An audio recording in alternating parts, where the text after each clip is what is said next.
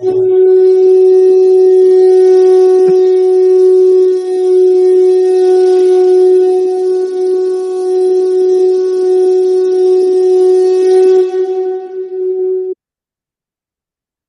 श्री गणपते नमः। श्री गणेश की वंदना कर, दिन के स्वामी सूर्यदेव की आराधना कर, इष्ट देव का ध्यान धर, गुरुजनों को नमन कर, अभिनंदन करते हैं आपका वरुण स्टो द्वारा प्रस्तुत आज के दैनिक पंचांग में। यह प्रतिदिन प्रस्तुत हुआ करता है और इसमें डेटा जो भी प्रयुक्त होते हैं दैनिक पंचांग से लिए जाते हैं, छवि तथा ध्वनि गूगल से ली जाती है और यह प्रस्तुति हम यूट्यूब के माध्यम से, यूट्यूब के सौजन्य से आप तक पहुंचा पाने में समर्थ होते हैं। जिस प्रकार पंचांग के 5 अंग होते हैं, उसी प्रकार इस प्रस्तुति के भी 5 भाग। पहला भाग पंचांग मुहूर्त और ग्रहों के गोचर से संबंध रखता है और इसी पहले भाग में से पंचांग और मुहूर्त को लेकर आपके सुझाव के अनुरूप इस प्रस्तुति का लघु रूप हम नित्य प्रस्तुत करते रहे।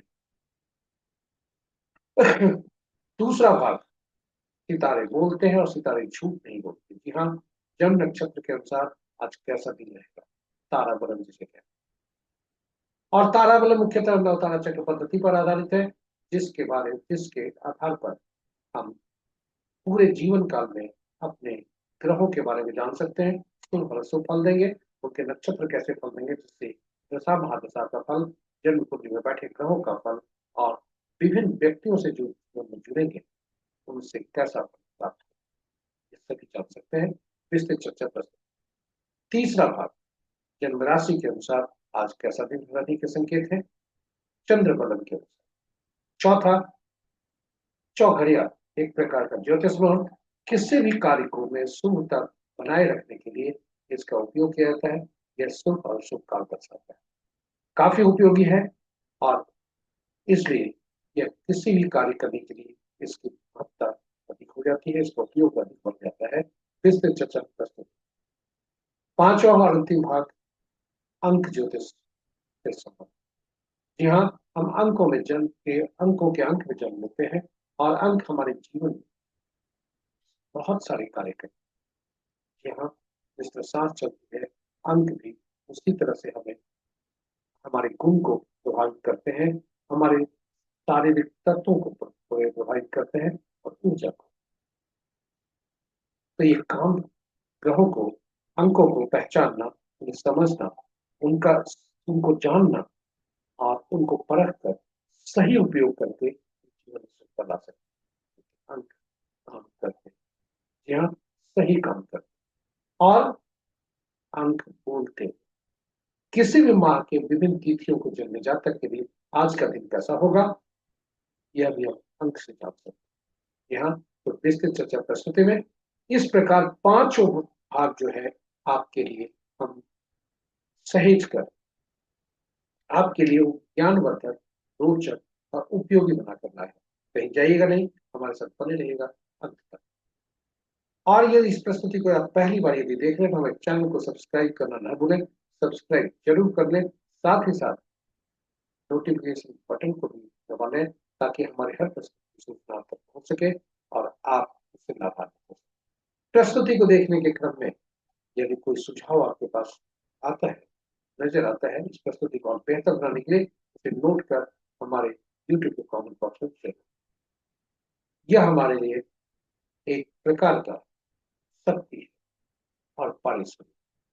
हम आपके लिए इसे और उपयोगी बनाने के प्रयास करेंगे। चलिए तो चलते हैं प्रस्तुति की तरफ। दैनिक पंचांग।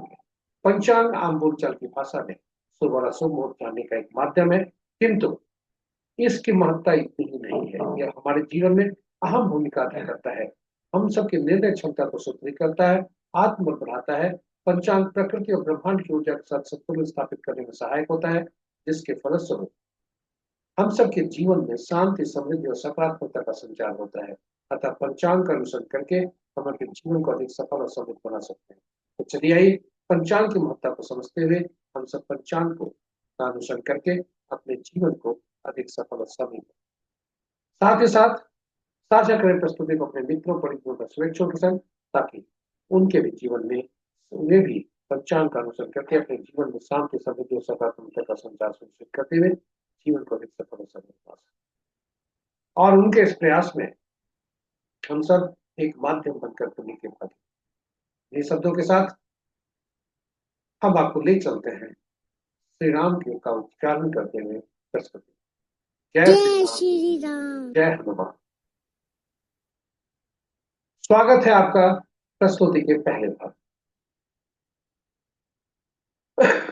आज का दिनांक 25 जनवरी 2026, माह माघ, पक्ष शुक्ल, शाका संवत 1947 विश्वसु, विक्रम संवत 2082 कलाई और कलयुग का 5126। आज का सूर्योदय 6:36 पर, सूर्यास्त 5:27। दिशा शूला, sunrise at 6:36 AM, sunset at 5:27 PM। आज का दिशा शोध पश्चिम है, फिर भी इस दिशा में यात्रा करने को बाध्यता हुई तो घी या दलिया का सेवन कर यात्रा में सुखता है। पंचांग के पांचों अंक इस प्रकार। दिन रविवार, तिथि देर रात्रि 11:10 तक, सप्तमी जो भद्रा तिथि के अंतर्गत आता है, उसके बाद अष्टमी जो जया तिथि के अंतर्गत आता है। नक्षत्र अपराह्न 1:35 तक रेवती, तत्पश्चात अश्विनी।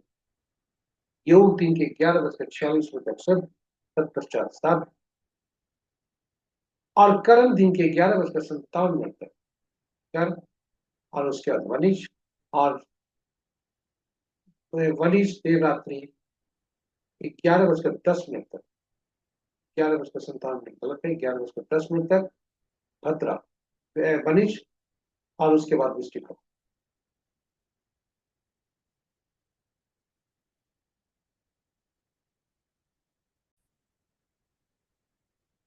पंचांग के पांचों अंक एक बार फिर। वार रविवार, तिथि देर रात्रि 11:10 तक सप्तमी जो भद्रा तिथि के अंतर्गत आता है, उसके बाद अष्टमी जो जया तिथि के अंतर्गत आता है। नक्षत्र अपराह्न 1:35 तक रेवती, तत्पश्चात अश्विनी। योग दिन के 11:46 तक सिद्ध, तत्पश्चात श्राद्ध। और करण दिन के 11:57 तक गर्भ, तत्पश्चात देर रात्रि 11:10 तक वनिज, और फिर वृश्चिक। तो ये रहे हमारे पंचांग के पांचों। महत्वपूर्ण मुहूर्त में जाने के पूर्व भोलेनाथ को नमन करते हैं और देखते हैं कि भोलेनाथ का वास करते हैं। जय भोलेनाथ, ओम नमः शिवाय। जब तक सप्तमी तिथि है तब तक भोलेनाथ भोजन में है, तब उस तत्पश्चात अष्टमी तिथि होने पर शमशान में है, जो कि शुभ नहीं। जय भोलेनाथ, ओम नमः शिवाय। ओम नमः शिवाय। महत्वपूर्ण मुहूर्त के शुभ मुहूर्त में अभिजीत मुहूर्त दिन के 11:40 से 12:24 तक, अमृतकाल दिन के 11:15 से 12:49 तक, और अमृतकाल 2 बार है। अमृत पुनः कल भोर में 5:39 से 7:11 तक, दरबार से भिजोग अपराह्न 1:35 से कल के सूर्योदय तक, रवि जोग प्रातः 6:36 से अपराह्न 1:35 तक, विजय मुहूर्त अपराह्न 1:51 से 2:34 तक, अपराह्न तक गोधूली विरा संध्या 5:26 से 5:52 तक, और निशिता मुहूर्त देर रात्रि 11:35 से मध्य रात्रि 0:28 तक। रात्रि में किए जाने पूजा पाठ, जब तक साधना, तंत्र मंत्र आदि के लिए निशिता मुहूर्त से हुआ करते हैं। अशुभ मुहूर्त में सबसे प्रभावी राहु काल अपराह्न 4:07 से 5:28 संध्या तक, गुली काल अपराह्न 2:45 से 4:07 अपराह्न तक, यमगन दिन के 12:02 से 1:23 अपराह्न तक। वर्ज मुहूर्त आज नहीं है। भद्रा देर रात्रि 11:10 से 10:16 कल तक दिन के, और गंडमोल प्रातः 6:36 से कल के 12:32 दिन तक, और पंचक आज प्रातः 6:36 से अपराह्न 1:35 तक। भद्रा का वास आज स्वर्ग में है, जो कि शुभ है, और पंचक की स्थिति आज अशुभ।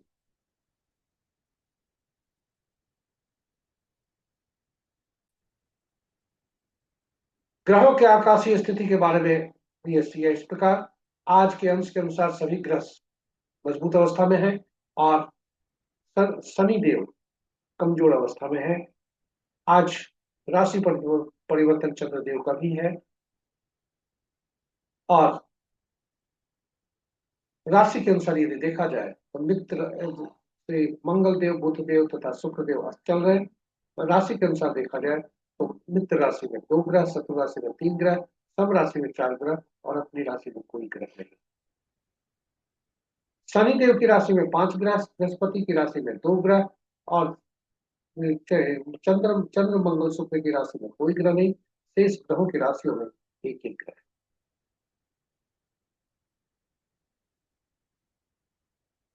ग्रहों नक्षत्रों के अनुसार ग्रहों की स्थिति को देखा जाए यदि तो मित्र नक्षत्र में 3 ग्रह, शत्रु नक्षत्र में 2 ग्रह, सन नक्षत्र में 1 ग्रह और अपने नक्षत्र में 3 ग्रह है। और जो अपने नक्षत्र में 3 ग्रह है वे है बृहस्पति देव, शनि देव और राहु देव। चंद्रमा और बुध आपस में नक्षत्र परिवर्तन कर रहे हैं, चंद्रमा बुध के नक्षत्र में और बुध चंद्रमा के नक्षत्र। चंद्रदेव के नक्षत्र में 3 ग्रह हैं, केतु मंगल के नक्षत्र में कोई ग्रह नहीं है, ये स्वतंत्र ग्रह है और शेष ग्रहों के नक्षत्र में एक एक ग्रह है। तो ये रहे हमारे आज के पहले भाग की प्रस्तुति। और चंद्रमा आज 1:35 पर राशि परिवर्तन करेंगे जब कुंभ राशि, और कुंभ राशि में जाने के बाद चंद्रमा शनि के नक्षत्र में रहेंगे और वहां कुंभ राशि में शनि देव विराजमान।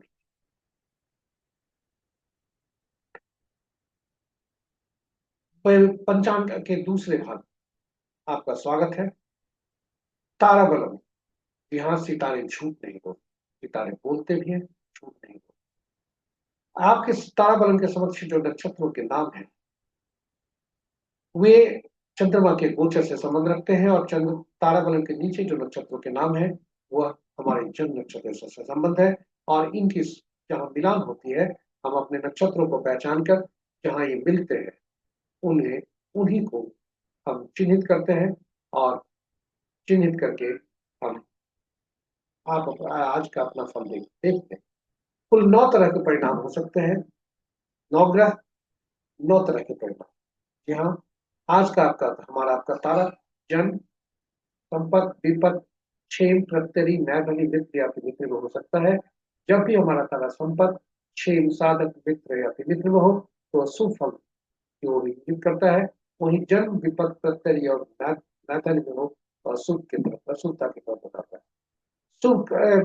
शुभता की स्थिति में हम शुभ फल कर दैनिक कार्य को निष्पादित तो कर ही सकते हैं, साथ ही साथ नए कार्य पालन भी कर सकते हैं। किंतु जब भी अशुभ कार्य की स्थिति हुई, जल विपद नैथनी में, तो अपने को संयम बरतना चाहिए, धैर्य रखना चाहिए, साथ ही साथ दैनिक कार्यों में सावधानी और नए कार्य पालन न करें।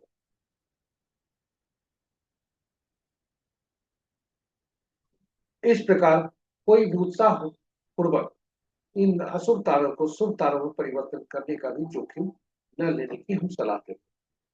इन्हीं शब्दों के साथ यह नव तारा बलम आपको ले चलते हैं नव तारा चक्र पद्धति पर।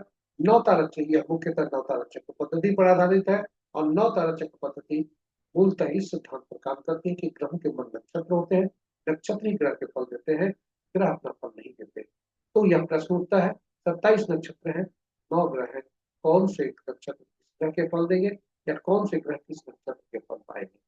तो यह इसके लिए नक्षत्रों को 27 नक्षत्रों को 9 नक्षत्र की सूची बनाकर इस तरह से क्रमबद्ध रखें।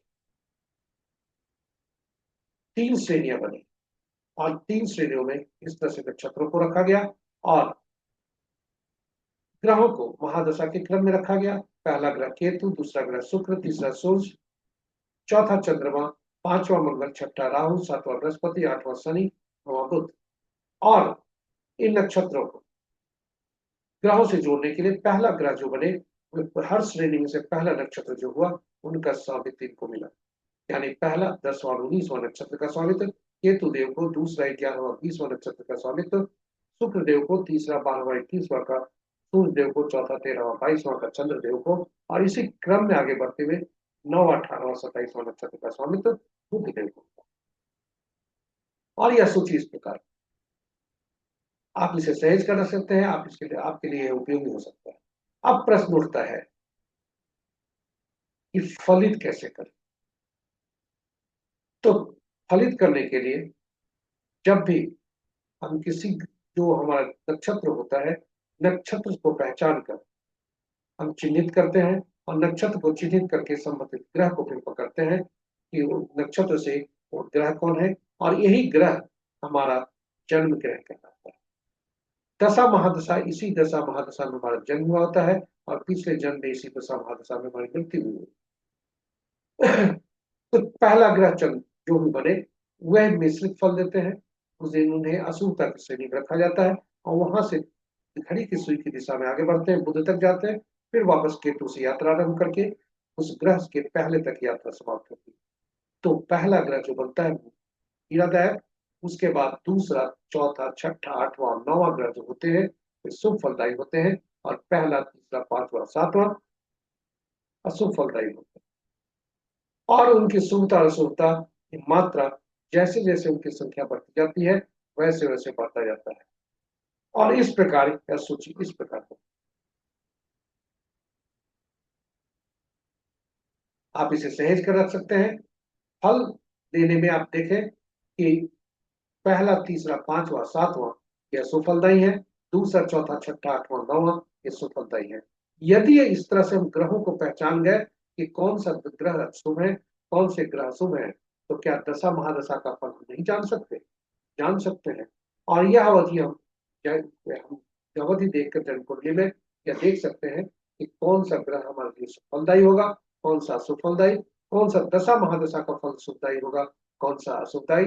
और तब हम योजनाबद्ध तरीके से शुभ दशा महादशा के कार्यकाल में, अवधि में हम शुभ कार्यों का निष्पादन करके करके शुभता सुनिश्चित कर सकते हैं। वहीं अशुभ ग्रह की स्थिति में, अशुभ दशा महादशा के फल की स्थिति में हम संयम बरतते हुए अपने आप को मानसिक रूप से तैयार कर सकते हैं। जब हमें से पूर्व से मालूम हो जाए यह अवधि हमारे लिए चुनौती भरी हो सकती है। वहीं जन्म कुंडली में बैठे ग्रहों के बारे में भी जान सकते हैं, कौन से ग्रह शुभ स्थिति में है, कौन से अशुभ स्थिति में, कहाँ बैठे हैं, किस नक्षत्र में बैठे हैं, और विभिन्न जीवन काल में जो विभिन्न व्यक्तियों से जुड़ते हैं।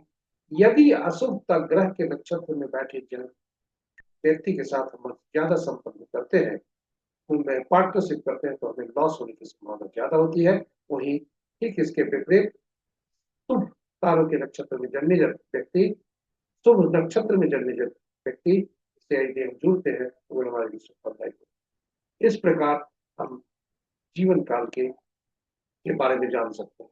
यहाँ नौ तारा चक्र पद्धति अद्भुत पद्धति है, जो हमारे हमें पहले से बताता है, इंगित करता है कि कौन सा फल शुभ होगा, कौन सा समय शुभ होगा, कौन सा अशुभ, कौन से व्यक्ति शुभ होंगे, कौन से अशुभ। जन्म कुंडली में बैठे ग्रहों से कितनी अपेक्षा होती है, विभिन्न व्यक्तियों से, परिवार के लोगों से, संबंधियों से कितना हम उम्मीद करें, यह सभी हम इसमें जान। ये काफी उपयोगी है, और इसकी उपयोगिता को देखते हुए हमने YouTube पर अलग से वीडियो भी पोस्ट किया है ज्ञानवर्धन के लिए। और से भगवान राम, माँ सीता तथा पवन पुत्र हनुमान की भी कुंडली चर्चा। तो चलिए वापस चलते हैं ताराबलम पर। सितारे झूठ नहीं बोलते। आज का सितारा क्या कहता है, आप देखिए। आज के सितारे जो कह रहे हैं वो क्या कह रहे हैं। आज रेवती नक्षत्र में चंद्रमा है 1:35 पर। तो 1:35 तक चंद्रमा रेवती नक्षत्र में, और रेवती नक्षत्र में आप देखें कि आज का फल कैसा होगा। तो आप अपने नक्षत्रों को पहचाने, और जैसा आपने कहा था एरो लेकर के उसको पहचाने कि आपका नक्षत्र रेवती नक्षत्र में कहां पर जा रहा है।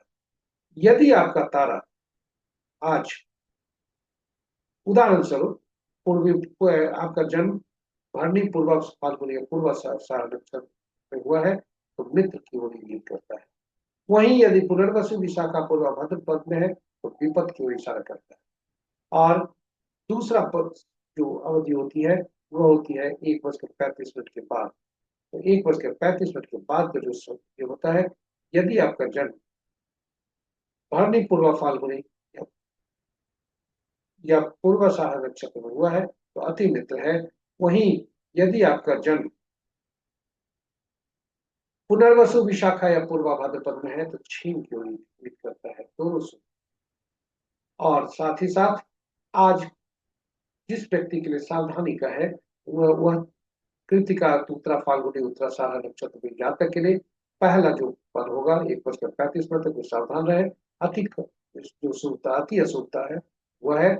और और रोहिणी हस्ता नक्षत्र, श्रवण नक्षत्र के व्यक्ति यानी चंद्रमा के नक्षत्र में जन्मे जातक भी सावधान रहे, क्योंकि दूसरा जो पक्ष होगा वह उनके लिए नुकसानदायक हो सकता है। इन्हीं शब्दों के साथ हम आपको आगे ले चलते हैं और यह आपसे अनुरोध करते हैं कि आप अपने शुभता की स्थिति में दैनिक कार्य करते हुए आप अपने जो नए कार्य का भी आरंभ कर सकते हैं, किंतु अशुभता की स्थिति में अपने को धैर्य बनाए रखें और कोई भी जोखिम नहीं।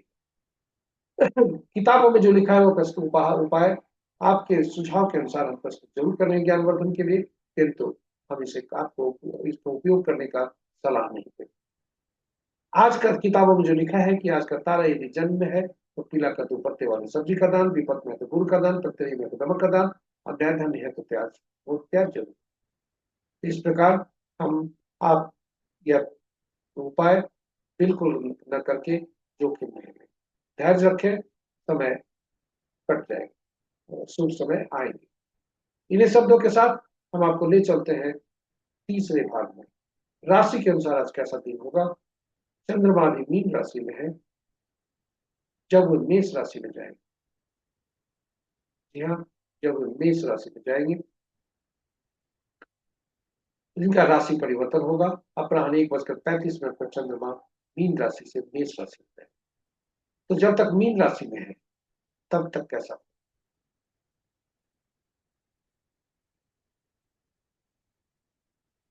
हमने ये पहले भाग के प्रस्तुति में कहा था कि चंद्रमा शनि के साथ जाएंगे, यहाँ शनि के साथ जाएंगे क्योंकि शनि मीन राशि में है, राहु के साथ कुंभ राशि मीन राशि में है। मीन राशि अब से निकलकर शनि के साथ है, मीन राशि से निकलकर अब मेष राशि में जाएंगे। कुंभ राशि की हमने चर्चा की थी और त्रुटि के लिए हम क्षमा प्रार्थना। तो आज वृषभ, मिथुन, कन्या, तुला, मकर तथा मीन राशि के लिए शुभता के संकेत है जब तक चंद्रमा का राशि परिवर्तन नहीं होता। चंद्रमा का मेष राशि में परिवर्तन नहीं होने के बाद मेष, मिथुन, कर्क, तुला, वृश्चिक और कुंभ राशि के जातकों के लिए शुभता के संकेत। तो चंद्र बलम इन तारों के, इन राशियों के बारे में शुभता के संकेत दे रहे हैं। शेष राशि अशुभता की स्थिति में सावधान। हम आपको ले आए हैं चौघड़िया चौथे भाग में। चौघड़िया एक प्रकार का मुहूर्त ज्योतिष, शुभ और अशुभ काल दर्शाता है। किसी भी कार्य के में इसका उपयोग किया जाता है, तो वो कार्य पूजा पाठ का हो, मुहूर्त देखने से हो या पहले बार किए जाने वाले कार्य। यदि कोई मुहूर्त उचित मुहूर्त नहीं देख पाया हो, नहीं देखना चाहता हो, तो कम से कम अपने कार्य में शुभता तो जरूर चाहता है और ऐसी स्थिति में उसे कम से कम चौघड़िया जरूर देखना। चौघड़िया की उपयोगिता को देखते हुए हमने YouTube पर चौघड़िया पर हिंदी और अंग्रेजी में अलग अलग प्रस्तुति रखी है। हिंदी में चौघड़िया की उपयोगिता, अंग्रेजी में यूटिलिटी ऑफ चौघड़िया, आप उसे संबंधित कर सकते हैं, ज्ञान अर्जन और उपयोग कर सकते हैं। संक्षेप में बता दें कि कुल 8 चौघड़िया दिन के होते हैं, 8 चौघड़िया रात के होते हैं, किंतु साप्ताहिक दिनों से जोड़ने के लिए 7 ही चौघड़िया का नामकरण हुआ और 7 चौघड़िया दिन के, 7 चौघड़िया रात के होते हैं। जो प्रतिदिन आरंभ का जो चौघड़िया होता है, आदि का जो चौघड़िया होता है, वो अंत का चौघड़िया होता है। इस प्रकार 8 चौघड़िया होता है। इस प्रकार 7 चौघड़िया का संबंध, सभी चौघड़िया का संबंध, 8 चौघड़िया का संबंध और 7 साप्ताहिक दिनों से होता है और 7 साप्ताहिक दिन के स्वामी अलग अलग ग्रह बनते हैं और ये अलग अलग ग्रह विभिन्न कार्य, विभिन्न आय प्रयोजन, विभिन्न ये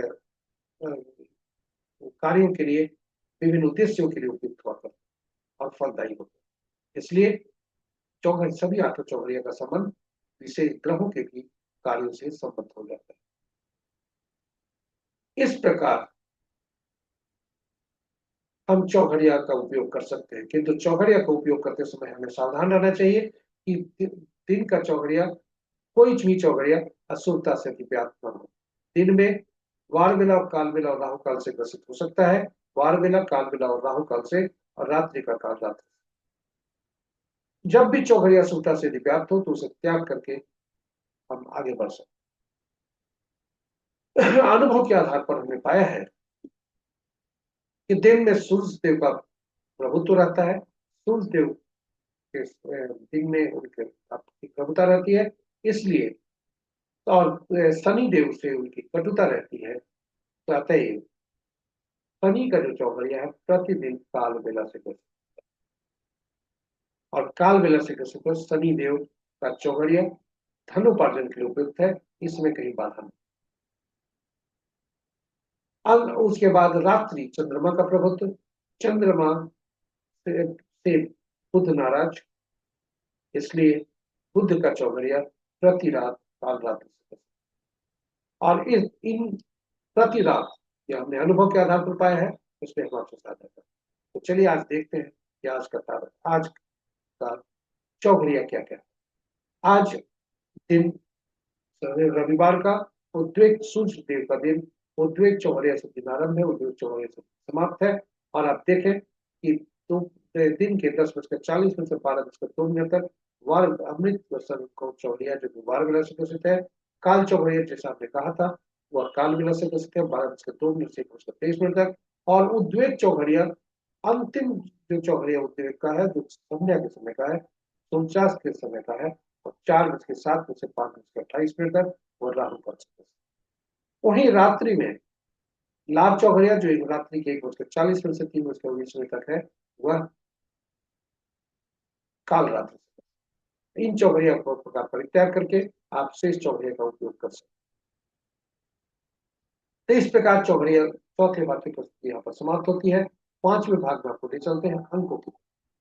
जी हाँ, अंक हमारे लिए कार्य करते हैं और करते हैं, शुभ और अशुभ दोनों कार्य करते हैं। अंक ज्योतिष में इस आइए अंकों को पहचाने, अंक ज्योतिष के मार्फत से कैसे अंक हमारे काम करते हैं उन्हें समझे, उन्हें जाने और उन्हें समझ कर याद रखें, साथ ही साथ उसको परख कर उसका सही उपयोग करके हम अपने जीवन में सुखता।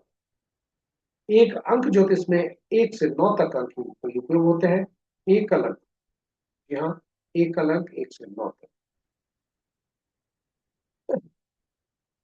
शून्य को गणना में नहीं लिया जाता। और अंक ज्योतिष का मूल सिद्धांत, जब भी दो या दो से ज्यादा अंकों का समूह एक जगह होता है, वैसी स्थिति में उनमें प्रयुक्त हुए सभी अंकों को जोड़कर एक अंक में परिवर्तित करते हैं। यह अंक ज्योतिष का मूल सिद्धांत। अब हम देखें 1 से 9 तक के अंकों, तो पांचवा अंक ऐसा होता है जो कि मध्य का अंक होता है। ये 1 से 9 के बीच का मध्य काम करता है, यानी संतुलन का कार्य करता है, यानी यह काफी शक्तिशाली। जी हाँ, और ये 1 से 9 तक अंक जो होते हैं, इसके इनके शासक ग्रह अलग अलग होते हैं। 1 के सूर्य, 2 के चंद्रमा, 3 के बृहस्पति, 4 के राहु, 5 के बुध, 6 के शुक्र, 7 के केतु, 8 के शनि, 9 के मंगल। और ये जो ग्रह होते हैं, ये इनके अलग अलग गुण, अलग अलग तत्व और अलग अलग ऊर्जा होती है। कोई अंक हमें हमारे जीवन में यदि उपलब्ध नहीं है तो उस ग्रह से, अंक से संबंधित ग्रह जो होते हैं, उनकी ऊर्जा, तत्व तथा गुण की कमी हमें पाई जाती है। वही यदि हमारे हम कोई अंक 2 बार से ज्यादा रिपीट हुए हो तो जितनी बढ़ती जाती संख्या, उतने ही हम उन ग्रह अंक से संबंधित ग्रहों की ऊर्जा, गुण तथा तत्व की अधिकता होती है, जो कि हमारे लिए नुकसानदायक हो सकता है। तो इसलिए अंकों को पहचान कर हम उन अंकों को जानना सीखकर कोशिश करते हैं कि कौन से मिसिंग है और कौन से रिपीट हो रहे हैं, और तब उस पर हम अंकों को सही संतुलित करते हैं। अंकों के जो शासक ग्रह हैं उनके गुणों, तत्वों और ऊर्जा के अनुसार अंकों को विभिन्न नामों से पुकारा जाता है।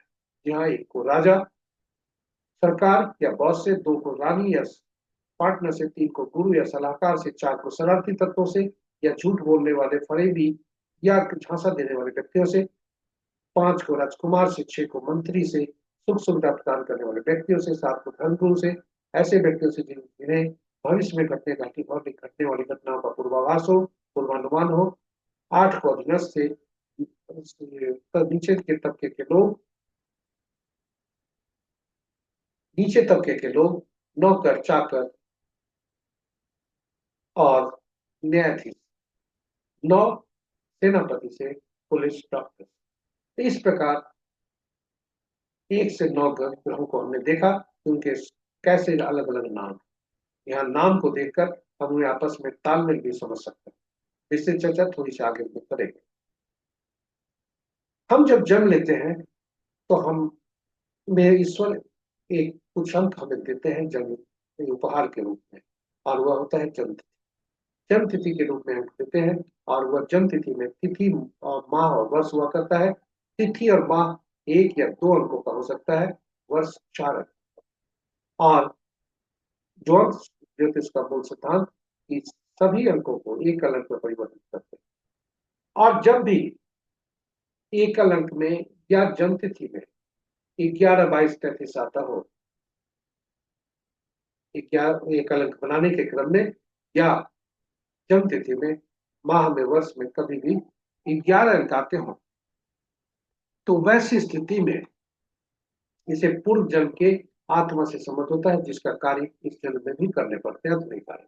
वहीं 13, 14, 16, 19 यदि आते हो, चाहे तो तिथि में या गणना में, तो उसे पूर्व जन्म के ऋण से भी जोड़ा जाए।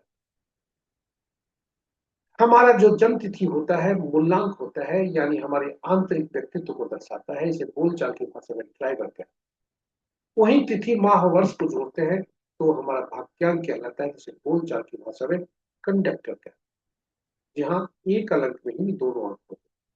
और तिथि और माह को जब जोड़ते हैं उसे अचीवमेंट नंबर कहा जाता है। एक अंक का जो अंक होता है, और उसे हम वह हमारा बाहरी व्यक्तित्व दर्शाता है। एंजल नंबर ईश्वर द्वारा प्रदत्त जो अंक होता है वह वर्ष से जनित होता है, और वर्ष के अंकों को जोड़कर एक अंक में परिवर्तित करके पुरुष के लिए 11 से उसको घटाते हैं, और महिला के लिए 4 उसमें जोड़।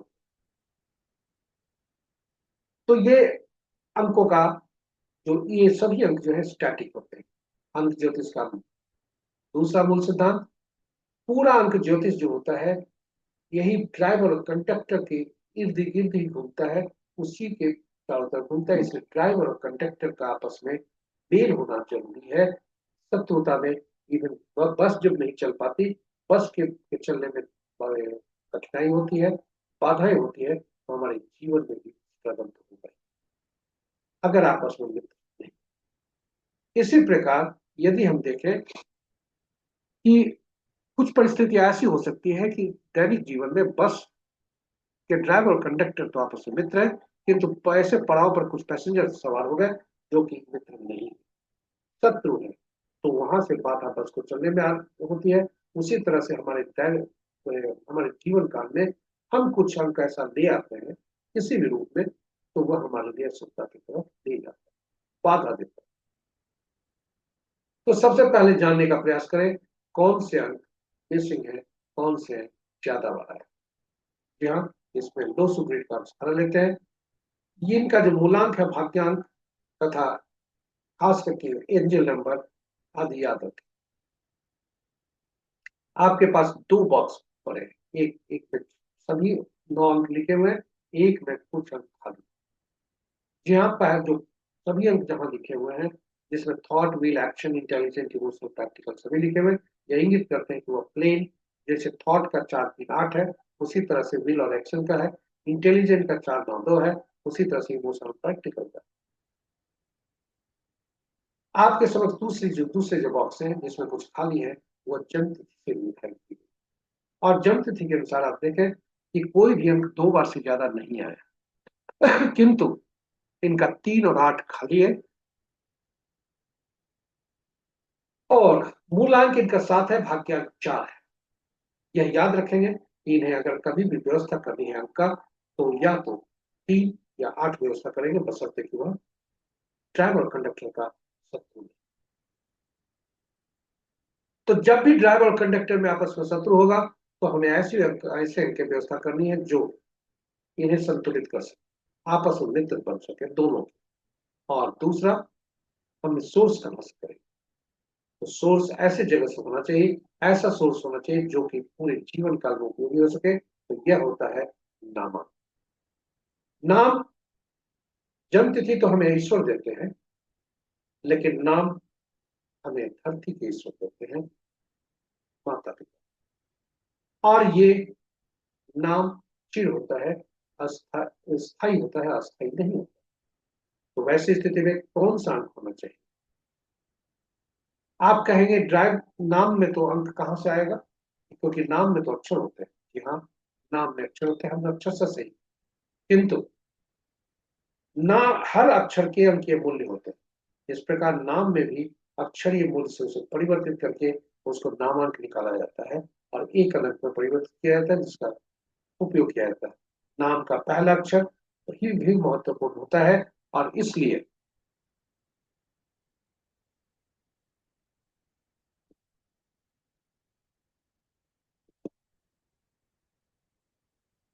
नाम का पहला अक्षर भी महत्वपूर्ण होता है, क्योंकि जब भी हम कोई समूह में बैठे होते हैं, नाम का पहला अक्षर जब पुकारा जाता है, चेतना जागती है, हम रिस्पॉन्स करने के लिए ध्यान हमारा उधर जाता है, और नाम के पूरे ये को पुकारने के पूर्व हम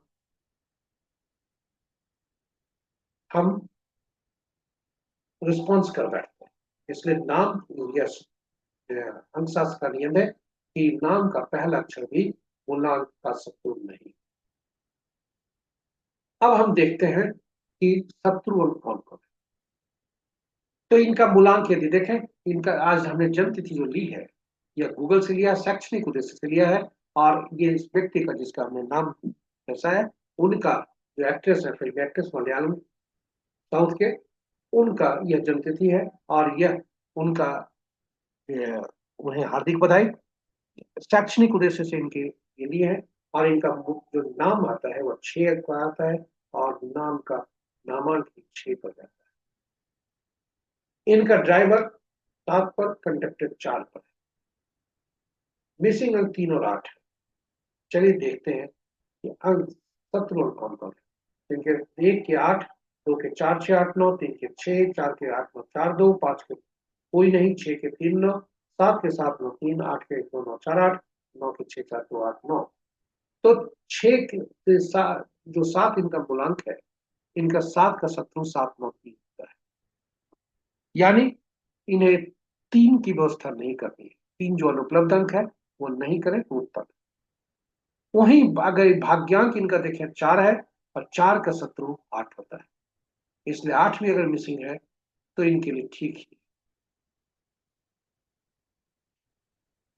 तो इस प्रकार 3 के भी व्यवस्था नहीं करने, 8 के भी व्यवस्था नहीं करने।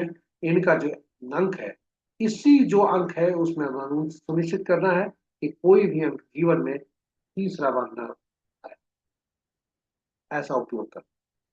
और साथ ही साथ 7 का इन अंकों को पहचानना है कि इन ये अंक दोबारा अब नहीं आए। 7 9, क्योंकि कुछ अंक ऐसे होते हैं जो अपने के भी दुश्मन होते हैं। जी हाँ, 8 4 7 8 और 9, ये अंक अपने के ही दुश्मन होते हैं। इनके आचरण से आप पहचाने। 4 के राहु होते हैं। हमने बताया था कि इनके गुण क्या है। इनके गुण है नियम को पालन नहीं करना, झांसा में रहना, झूठ बोलना, फरेबी करना, आदि आदि। कोई भी व्यक्ति, झूठ बोलने वाला भी व्यक्ति चाहता है कि हमारे सामने जो व्यक्ति दूसरा हो वह झूठ नहीं बोले। इसलिए उसी तरह से सभी का हम आकलन कर सकते हैं कि कैसे एक जैसे 9 अंक सेनापति का है, सेनापति दूसरे सेनापति को नहीं देख सकता। जी हाँ, एक बयान में एक ही फल। तो इस प्रकार हम अंकों को पहचानते हैं। आपके समक्ष अंकों का जो विभिन्न अंक हैं, उनके शत्रु अक्षर रखा है, इसलिए कि नाम का पहला अक्षर, इस जो भी आपका अंक हो, मूलांक का भाग्यांक, उसका आप देखें शत्रु अक्षर नहीं। जी हाँ, शत्रु अक्षर नहीं हो, यह देख कर चल गया किया जाता है, ताकि उसका सही उपयोग करके अपने जीवन में सुखता सुनिश्चित कर सके। और अब अंत में, इस प्रस्तुति के अंत में, पर्सनल ईयर जो उपहार के रूप में आपको दिया जाएगा कि पर्सनल ईयर को वर्ष कैसा बीतेगा, यह कैसे जाए। इसके लिए पूरे वर्ष जो जन्म तिथि है उसमें से वर्ष को निकाल करके वर्तमान वर्ष को जोड़ देते हैं और तब देखते हैं कि मूलांक और भाग्यांक से कैसा है। तो रनिंग एज इनका 5 है, और रनिंग एज 5 जो कि शुभ है, इसके कोई शत्रु नहीं हो। और इनका जो वर्क पर्सनल ईयर है वो 9 दे रहा है। इनमें 7 का शत्रु कौन कौन? 7 का शत्रु 9, और 4 का शत्रु भी 9। इसलिए यह जो वर्ष है इनका, वह 25% सही नहीं होने की संभावना है। थोड़ी सी परेशानियां बढ़ी, यह हम इस आधार पर कर रहे हैं जो डेटा हमारे पास उपलब्ध है, गूगल से दी गई है। अगर उनके पास मोबाइल अंक हो या और भी अंक हो, कार संख्या आदि का कौन सी ऊर्जा मिल रही है, उसके आधार पर स्थिति बदल सकती है। इसलिए शैक्षणिक उद्देश्य से हम चर्चा कर रहे हैं। और ये रहा हमारा अंक को जानने, पहचानने, उन्हें परखने तथा उनका सही उपयोग करने की विधि। अब हम चलते हैं अंक बोल। जी हाँ, आज का अंक क्या क्या है? आज का अंक 9 दे रहा है, और ये 9 अंक केवल मित्र है तो एक, यानी सेनापति यदि मित्र होता है तो केवल राजा का होता है, और तटस्थ होता है राजकुमार से, यानी 5 अंक से, और शुक्र से, यानी पत्नी से कहें या कहें उनका जो है सुख सुविधा उन्हें भी चाहिए, थोड़ा आराम भी उन्हें भी चाहिए। तो ऐसे केवल 1/10/1928 तारीख को जन्मे जातक के लिए आज का दिन शुभता के संकेत है। 7/16/25, सॉरी 5/14/23 और 6/15/24 तारीख को किसी भी माह के जन्म जातक के लिए दिन साधारण होंगे। शेष अंक के लिए दिन अध्यक्ष नहीं। कुछ अंक जैसे 4/13/22, 31, 7/16/25, 9/18/27 इन्हें ज्यादा सावधान रहना, क्योंकि 9 खुद 9 का शत्रु। जी हाँ, 9 9 का शत्रु। तो ये रहे हमारे आज के प्रस्तुति, और हमारे साथ बने रहने के लिए आपको बहुत बहुत धन्यवाद। आशा करते हैं कि प्रस्तुति आपके लिए रोचक, ज्ञानवर्धक तथा उपयोगी सिद्ध होगा। यदि आपका कोई सुझाव है तो जरूर यूट्यूब पर पोस्ट करें कमेंट बॉक्स में। और यदि पहली बार देख रहे हैं चैनल को तो सब्सक्राइब जरूर करें, साथ ही साथ नोटिफिकेशन बटन को दबा लें ताकि हमारे हर प्रस्तुति की सूचना आपको मिल सके और आप उसे लाभान्वित हो सके। और अंत में हम आज दिन रविवार का है, ग्रहों के राजा का है। यहाँ ग्रहों के राजा सूर्यदेव से हम कामना करते हैं, मंगल कामना करते हैं कि आप उनकी असीम कृपा पर बनी रहे और आपका दिन शुभ। जय सूर्यदेव। ओम गणेश सूर्याय।